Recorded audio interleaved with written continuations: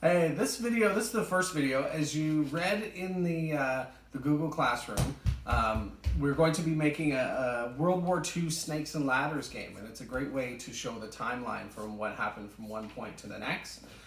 So this video will be a short video showing you how to set up the page here. If you hear some screams or some little feet pitter-patter, and that's just my son running around here too.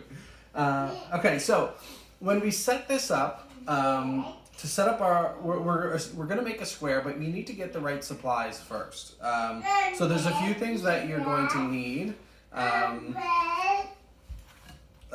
I suggest either a big piece of paper, or you could even use a big piece of cardboard as well if you want. And then we're going to need, of course, a pencil. You're going to need a ruler so we can make this big box. If you have some sort of black marker, that might be helpful too for a little bit later. And then you need something to color with. And it could be pencil, crayons, markers, crayons, paint, whatever you choose. But we're not going to use that. We're not going to use this stuff until later. Okay, so you just put that off to the side. All you need right now is your ruler and a pencil to start. Okay. Now for the right size, we're going to make a game board, a Snakes and Ladders game board that has 100 squares. And so because a square has 4 equal sides, each side is going to have 10 little boxes. So if each side has 10 little boxes, we'll end up with a total of 100 squares. Now we want each square to be big enough so that we can write in a short sentence.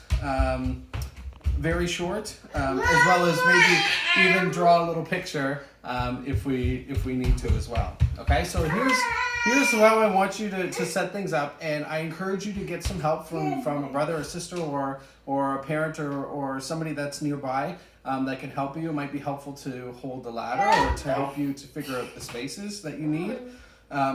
In order to make sure that your spaces and your squares are evenly sized, I suggest getting a ruler or a meter stick that has centimeters, and then choose a length of a side that's either 30 centimeters or 40 centimeters, okay? And I'll explain why here in a minute. I'm going to choose my sides to have 40 centimeters, so if you look at, try to find 40, so my sides are going to be about this long, okay? And I need to make 10 squares on each side. So in order to do that, all I have to do is divide 40 by 10, and that gives me the number of 4. So that means when I'm building a box, I need to go up by 4s, and I'll explain that here in a minute, okay? But first, just take your piece of paper, make sure that you give yourself lots of room. So I'm gonna start over here. Hold your meter stick nice and strong, or your ruler. Start at 1 and bring your pencil all the way over till you hit to 40, and then stop. Now if yours is going to be the size of 30, you might come to 30 and then stop here as well, but I'm going to 40, okay? Now I'm going to flip my paper, and because I'm creating a box, I want to come over to and do the same thing here on the other side, okay? So there's 40 is right there. We're going to keep flipping it around.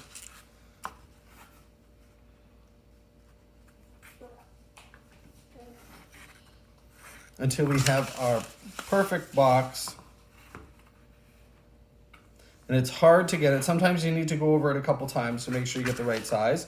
But if you measure this, each one of my sizes is 40 centimeters.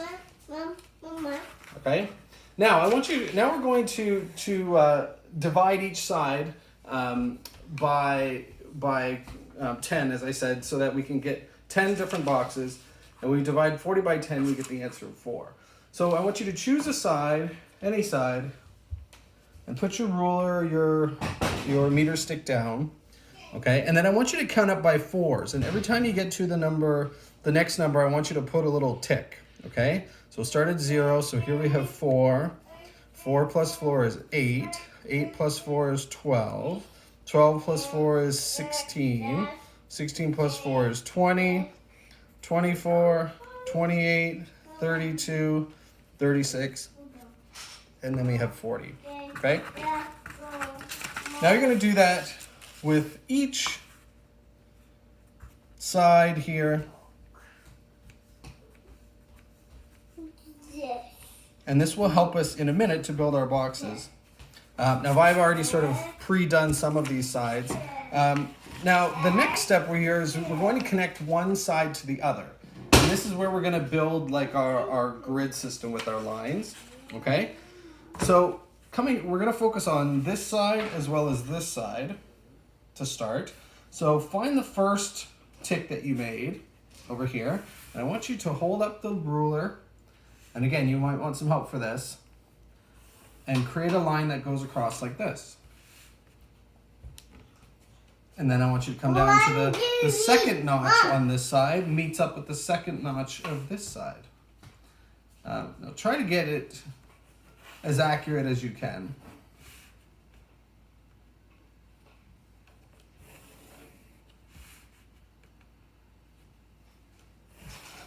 Okay, and we're going to continue along the side here now.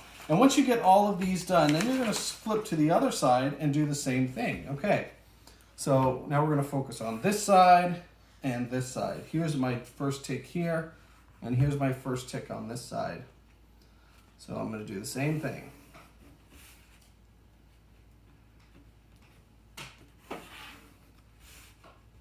Now again, try to be as neat as you can. If you need some help, definitely ask for some help. And we'll get a nice, sharp looking board here. Okay? Now you can continue that, and when you're done, you're gonna have a box that has 100 small boxes in them that we can use to build our Snakes and Ladders game. Now, the last step for this video that I would suggest would be, if you have it, using like a black Sharpie or some sort of marker, and just go back over the lines that you have. Once you're confident with them, that's why it's good to do it in pencil first, so you can erase any lines if you don't do it properly the first time. And just go through and darken these up, and it looks much more bold so that we can see the lines, and it looks much neater. Okay, so you can continue that until you're ready to go. Using the black lines is especially needed if you decide to do something on cardboard, because you want to be able to see your lines, and you won't be able to see the pencil very much, but you certainly can see a black marker or maybe a black pencil crayon if you have it, or something like that. Okay, so that's the end of our setup video.